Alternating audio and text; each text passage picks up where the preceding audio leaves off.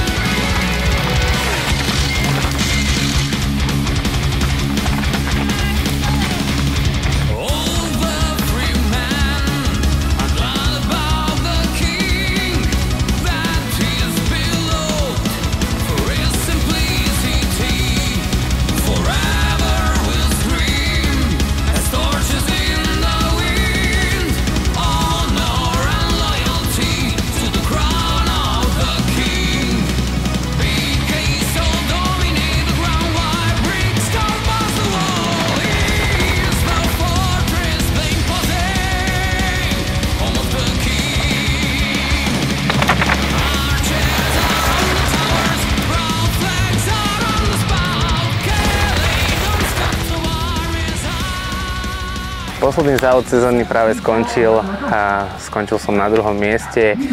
Vyhral Ľuboš Staňov, ktorému gratulujem.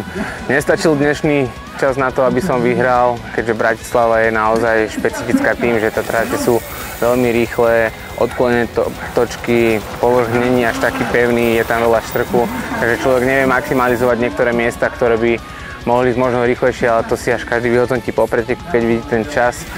Odjazdil som celý slovenský pohár, kde som vždy skončil na 2. mieste. Celý seriál sa mi podarilo vyhrať, takže som obhajil vlastne výsledok z minulého roka, čo som extrémne šťastný a zdravie mi slúžilo po celý ten rok, čo v mojom prípade a s mojou históriou veľký úspech, za čo som fakt vďačný, že tu môžem byť živý a zdravý a môžeme sa pustiť do off-season a plánovať veci na ďalší rok, takže ďakujem a vidíme sa budúci rok.